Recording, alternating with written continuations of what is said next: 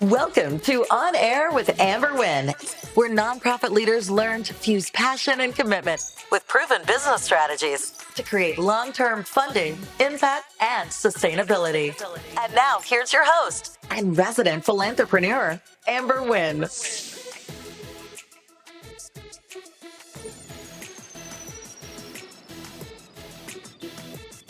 Good morning, fam. I'm back. Today we are continuing our series on nonprofit governance, the nonprofit board of directors. And I specifically say the nonprofit board of directors because you have board of directors in corporations and companies and for-profit organizations. Specifically, the nonprofit board of directors have a specific charge from the IRS. And so we've been talking about that over the last couple of episodes, and we're going to continue it. And we're going to continue it because it is important, right? Today's episode is why you need seasoned board members. That may sound like a no-brainer, but we're going to dive in today so that you can get a better understanding of why having seasoned board members is going to make your life and your organization so much better. You know how we do it. We're going to pause for a second, and then when we come back, we're going to jump into why you need seasoned board members. This is you, and this is your business. From invoicing your first client, to your 10th client, to your 100th client, you'll need to get paid quickly.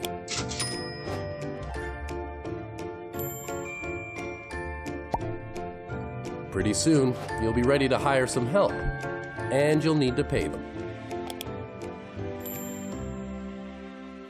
As your business grows, Wave is there to grow with you. Welcome back. You're on air with Amber Wynn, Philanthrepreneur. We're continuing our series on the nonprofit board of directors. Today's topic is why you need seasoned board members. Listen, when I'm talking to potential new clients or even older clients, and they're saying, I'm tired, I'm just challenged, I'm doing everything, I'm burnt out. My first question is, who's on your board, right? And they'll say, oh, I've got friends and family, people who really believe in the mission, they support me. And I say, and that's why you burnt out. That's why you're tired, because you have people on the board who do not understand what their role and their responsibility is as a nonprofit board member. If they understood what their role and their responsibilities were, you wouldn't be tired, because the primary purpose of the board is to lead the organization, is to fundraise for the organization. Those are the two things that they're really supposed to do. And if they're doing their job, then everything's not going to be on you. But if they're friends and family with good intentions, people with good hearts, I hear that all the time. Oh no, they're really good board members. They really support me. My second question is, are they fundraising? Well, no, they're not fundraising. I'm like, then they're not good board members. They may be good people, but they're not good board members. A good board member understands that their role is to support the executive director. End of story. So if you have people on your board that helped you start your nonprofit, this is what I suggest. I suggest that you start recruiting new board members who have experience, who understand what it means to be on a nonprofit board, and who are willing to do the work, who understand that a part of their responsibility is to pay board dues. People start to, freak out when I say, is your board paying dues? Paying dues? They're asking me, how much do I get paid? They are not the right person for your nonprofit board. Board members who get paid sit on corporation boards. And so right there, you have a disconnect. If they are thinking they're supposed to be paid, they're not the right person for your board. But here's the thing. Did you know that? I have people say to me, well, am I supposed to pay my board? And if so, how much? That lets me know that you as a founder, executive director, have no clue about the role of your board. That's kind of scary, but it's a reality. That's another reason why you should have seasoned board members. If you don't know what a board is supposed to do, if you don't know how to create the culture on the board, it's like the blind leading the blind. Because you are the founder, the people that you select on your board are following your lead. But if you walk in backwards, guess what? They can't walk forward. So what I'm saying to you is having seasoned board members is going to help you move your organization forward. A seasoned board member is someone who has at least 3-4 years of experience. They understand what they're supposed to be doing. They are committed to your organization. How do they demonstrate commitment? They fundraise. They pay board dues. And you may say to me, oh, I can't find anybody like that. It's because you don't know what you're doing. And that's perfectly fine. That's why it is your responsibility to learn as an executive director, as a founder. You can't just stick your head in the sand and say, oh yeah, my board doesn't do anything. They don't do anything because they're looking to you as the founder to guide them. But if you start recruiting, seasoned board members, they can say, all right, people, we're supposed to meet every month, and you meet every month. All right, people, we need to have a board packet, because in the board packet, the board reviews your financial statements, right? A seasoned board member knows that. But if you're having meetings every month, every quarter, twice a year, and all you're doing as the founder or executive director is just reporting out, and they're like, oh, that's great, that's nice, you're never going to go anywhere. In a board meeting, you're supposed to show the board the financial statements so that they can look and see, oh, wow, in 6 months, we're not going to be able to pay our executive director. We've got to do something. Like, that is their role. It is not the founder's role. It's not the executive director's role to fundraise for the organization. But if your board is filled with unseasoned board members, they don't know that. You want board members on your board who have access to resources. They can pick up the phone and say, hey, I need this venue because we're doing this program, or hey, we need a line of credit because we're getting ready to get this grant and there's a lull in between, or hey, can you get us some speakers for our panel? You want seasoned board members who can move your organization forward. You don't want just warm bodies. I have people say that all the time. Well, I wanted to know if so-and-so would be on the board. I think she's good. I'm like, what makes her good? Well, she's a good heart. She's really into education. That is not the criteria for a board member. The criteria for a board member is they understand what it is to be a nonprofit board member, that they have the resources to financially support the organization, that they have the commitment to go out and get additional resources outside of their personal funds, and that they understand that, being a board member is not to benefit them, but it's to benefit the community and the organization. So they have to be ethical and understand that the purpose of them being on the board is not to benefit them. Oh, well, you can get this contract. That's a conflict of interest. They understand that that's not their role right there. So having seasoned board members can exponentially move your organization forward, because the people who are seasoned, 3-4 years of experience, can help make decisions, can help bring in resources, and can help increase your capacity because they're taking some of the load off of you as the executive director.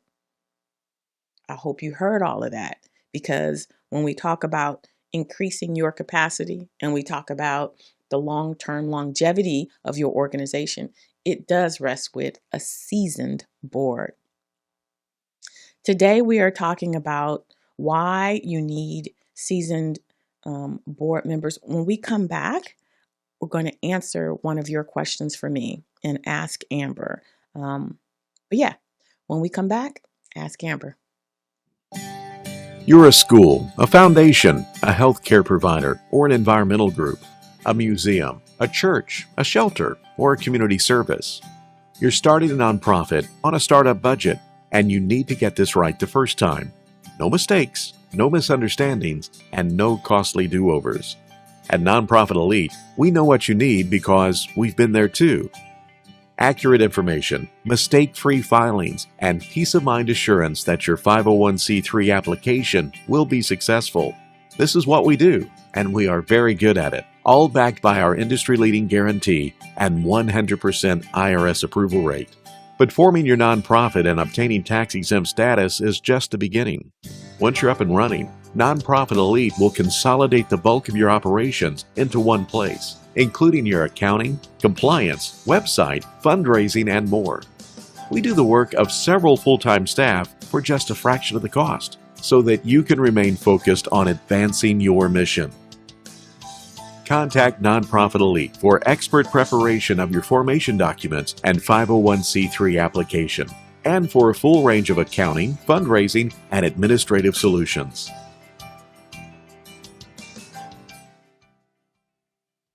Hey, you're back. We're back on air with Amber Wynn.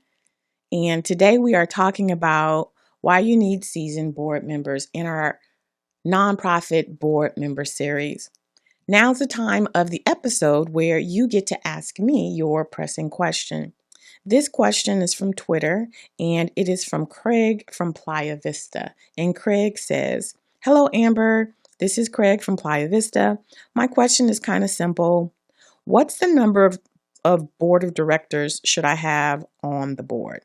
What's the number of board of directors I should have on the board?" So Craig, in California, and in most states, but in California, you are only required to have 3 positions: the president, the treasurer, and the secretary. If you have those 3 positions, then you've met the criteria for the number of board members that you are required to have. Now, the issue comes with the role of the board, right? The board is responsible for governance, guidance, fiscal management, fundraising. So if you only have 3 people, then you may burn out your board. You typically want to have a committee, right? A fundraising committee, a fiscal management, committee, an events committee, or whatever. So if you only have 3 people, you can't really create a committee. So you have your executive board, which is the president, treasurer, and secretary, but then you have additional board members, right? You always want to have an odd number of board members so that you can break a tie. You never want to. That's one of the things I look for as a funder. I look at your board and I count and I say, if there is an even number, then you don't understand the role of the board, because there should always be an odd number to break the tie. But I digress. So what's a good number? If you're just starting out, 5 to 7 is a solid number of board members, because you've got the 3 in the executive board. And then you'll have 2 additional regular board members. Or if it's 7, then you'll have, 1, 2, 3, 4, 5, 6, 7. Yeah. So, but if you think about the role of the board, I always let my clients know that the board should be fundraising to generate unrestricted funds. So that's your board dues. The more board members you have, the less that each board member has to pay out. So for example, if you only have 3 board members and you want them to raise $25,000 each year, then they've got to split that amount. But if you have 5 or 11, then they split that amount. So it's an easier lift for them in terms of dues. But at the end of the day, it really depends on your board. You don't want to have 25 board members if your organization is small, because that's just a lot of people to manage. People have their own personal agendas. So I would say 11 is a good number, right? Because then you can break off into small committees and you have a significant number, so that if you want them to pay dues, it's divided among a nice number, 11, right? So that's my recommendation. If you're just starting out, start out with about 5 or 7.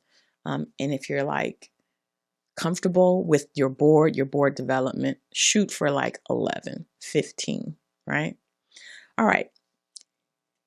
That is Ask Amber. If you have questions for me, reach out to my social medias. You've got the website where you can contact me, amberwynn.net, Instagram, Facebook, Twitter. I am there for you. And, you can hit me up on email, amber@amberwynn.net. The next part of our episode is my favorite. I say it every episode. It is the nonprofit spotlight. It's because it's my opportunity to shine a light on the amazing work that nonprofits are doing in our communities. Today's spotlight is on 18th Street Arts Center. 18th Street Arts Center is one of the top artist residency programs in the U.S. and the largest in Southern California. Conceived as a radical think tank in the shape of an artist community, 18th Street supports artists from around the globe to imagine, research and develop significant, meaningful new artworks and share them with the public to foster radical imagination, empathy, and positive social change. Let's take a look at 18th Street Arts Center.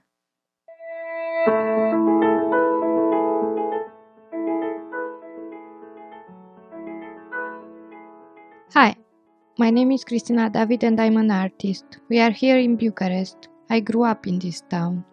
As a child, I was inspired by geometry, algebra, arithmetics and logic due to my parents that were both mathematics teachers. Libraries also have been places from where I got my ideas. I choose to make art because it is the job that allows me the highest freedom. It gives me the possibility to study different fields and learn continuously.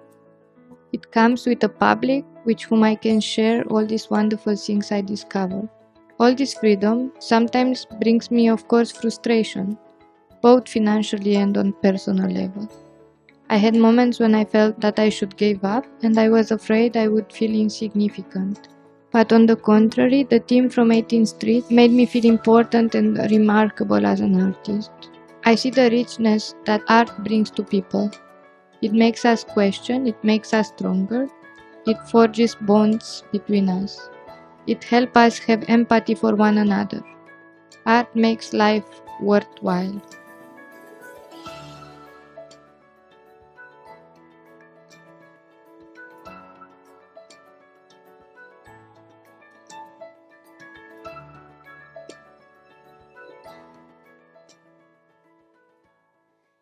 If you're interested in supporting 18th Street Art Center, you can reach them at 18th, the number 18thstreet.org. All right, so as we wind down this episode, we were talking a little bit about why you need seasoned board members. I want to also talk about seasoned in a different aspect, right? You definitely want people who have access to resources, who are willing to commit their personal finances to the organization. But you also want seasoned board members in the form of members from your target audience, right? So a lot of times you'll have these high-powered people on the board making decisions for your community. And even if they've had lived experiences, they may be too far removed, right? So let's just say if Amber Wynn was sitting on the board, I would consider myself a seasoned board member. And let's just say I'm sitting on the, board of a youth development board for girls. Clearly, I was a girl. Clearly, I've had experiences, but maybe times have changed, right? From when I was growing up, you've got technology, you've got just a whole different type of world experience. So yes, to some degree, because I have gone through some things that just don't change, right? Puberty doesn't change. Relationships with parents don't change. But I'm saying you want to have a person from your community on the board that is the age group that you serve right now, because they can provide the board with insights that are relevant right now. So let's just say if your population are girls from foster care, you want someone in that age group that you're serving to be on the board. Will they be responsible for, board dues? No, they're youth, right? But they have an important role on the board, because when the board's making decisions, maybe about like what type of programming, or if they're looking to serve a specific community or partner with an organization, you have a person on that board with real life experience who is seasoned, lived experience to say, yeah, that's not going to work. I remember one time when an organization was talking about how to have single moms, provide healthier food for their kids in the inner city, and they did a focus group. So I'm looking at the food and I'm like, okay, it may be healthy, but this looks nasty. It was like carrots with raisins and yogurt. It may have been good. No, I tasted it. It was not good. So I said, this may be healthy, but from a cultural standpoint, I am not going to eat carrots, raisins, and yogurt. And then, like, how much does this cost? It is cheaper for me to go through the drive-through. Number one, I'm a working mom. I'm a single mom. And I'm tired at the end of the day. These meals that you're having me prepare, I'm tired. I'm not going to sit over a stove and chop up this. And so I was able to provide insight that they hadn't thought about. Most of these women were retired, right? They were nutritionists. This is what they did. And so having my input allowed them to shift. And so they had a whole session on prep. Well, you don't want to do it every day. You want to do it Sunday. You cut up, whatever. And so that kind of adjusted to help them meet the needs of their community. So when we talk about seasoned board members, we're also talking about people from your community who can help you create programs that really resonate with your audience. People who can tell you if something will work or if you should be focusing on something that you never even thought about. So when you think about recruiting, make sure you have at least one representative on your board from the community that you're serving. It just helps to make your programs more robust, more relevant, and just staying in tune with your community. All right, so that's all we have for this week's episode. We are barreling through our series on the nonprofit board of directors and nonprofit governance. Be sure to tune in next week. If you enjoyed what you heard, like, subscribe, share with another nonprofit, because I'm here to support you and we want to get this information out to as many nonprofits as possible. So I will see you next week, but until then, make sure you take care of yourself like you take care of your community. Thanks for listening. If you enjoyed this episode, subscribe and leave a review on iTunes. Head over to www.amberwynn.net/podcast for the links and resources mentioned in today's podcast. See you next time.